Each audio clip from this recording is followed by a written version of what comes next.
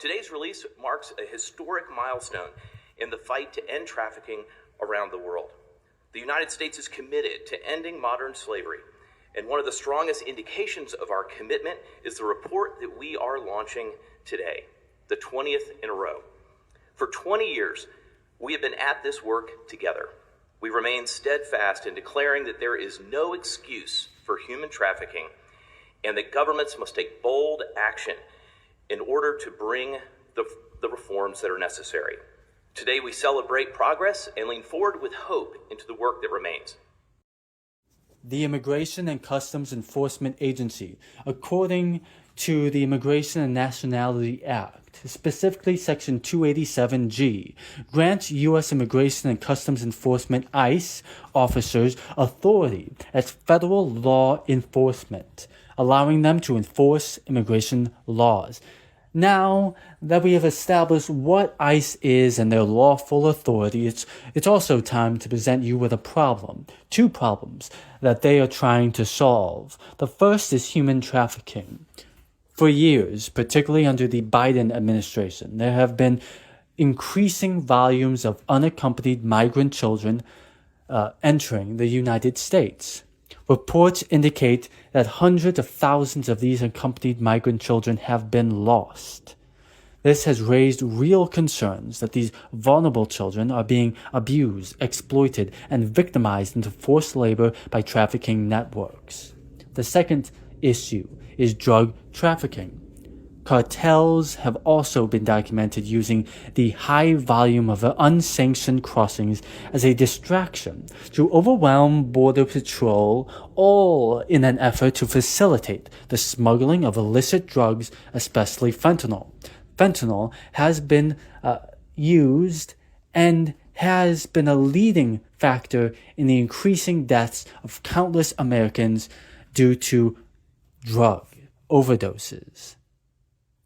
Now that we have understood what ICE is and what problems they seek to tackle, let's see the success of their operations in 2025.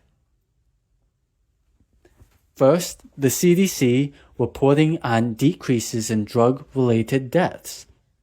According to the Center for Disease Control and Prevention, American drug overdose deaths have fallen significantly in 2025. Specifically, overdose deaths have decreased by 21% during the 12-month period ending in August 2025, compared to the same period in 2024. To put this into perspective, overdose deaths fell in 45 states, indicating widespread trends in the right direction. This positive trend can be attributed to a number of factors, including increased access to overdose reversing drugs, as well as expanded addiction treatment centers. And in conclusion, there's also the increased crackdown on illicit drug trafficking by immigration officials, tying this decrease in drug-related deaths to the actions of immigration agencies like ICE. The second area of success is the decline in homicides. According to the Council on Criminal Justice, the rate of reported homicides is 21% lower in 2025 than in 2024. The New York Times also reports that the murder rate has dropped to the lowest point since 1900. The New York Times continues by explaining that, and I quote, violence has been falling for several years, but last year, for the first time, all 7 categories of violent crime tracked by the analysis fell below pre-pandemic levels. The numbers provide further evidence that the surge in violence in the early 2020s was a departure during a time of massive social upheaval, not a new normal, end quote.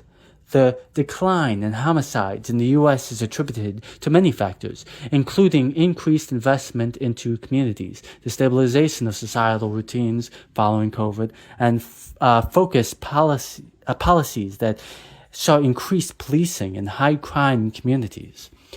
Another factor to consider is the increased focus and arrest by ICE and other immigration enforcement agencies in 2025. Okay, we describe what ICE is and their enforcement powers. We also explain the problem and how ICE has been a part of the solution in creating safer communities by removing illicit drugs and cracking down on human trafficking and exploitation in our communities. Now, it's time to explain the hyper-overreaction presented to us by our friends on the left. ICE and immigration enforcement is not a new thing, and neither is the outrage by some. An example is the Obama administration. According to Kenneth Quineal at AFL-CIO, the Obama administration cracked down on illegal immigration much like the current Trump administration, sparking outrage. President Obama, in his 8-year tenure, deported roughly 3.1 million illegal immigrants, and earlier in his tenure was a staunch opponent to illegal immigration as being unsafe, unfair, and un-American. ICE was actively at work under the Obama administration, but they did not get as heavy a backlash as they are receiving under the current Trump administration. The reason for this hyper backlash to seemingly normal enforcement operations is the failure of local leaders to even lift a finger to assist. Instead, these local leaders, primarily in cities like Minneapolis and states like Minnesota, seek to frustrate lawful enforcement efforts in order to score sympathy points to bank in their political votes. In conclusion, ICE is not some evil organization trying to take away people's rights. Immigration enforcement is not new, and it is not a radical position to think that immigration legislation should be enforced. I support legal immigration and see legal immigrants as a vital block in our nation's history and future success. However, we must be pragmatic to protect legal immigration, but be staunchly in opposition to the illegal avenues illegal immigrants have taken. These illegal avenues are exploited by vile criminal enterprises to smuggle illicit and deadly drugs, promote modern-day slavery, and bring in immense misery that is not reported in the news right away. Law enforcement is not a punishment, but it is a tool to protect citizens, legal immigrants, and even illegal immigrants from unwanted exploitation.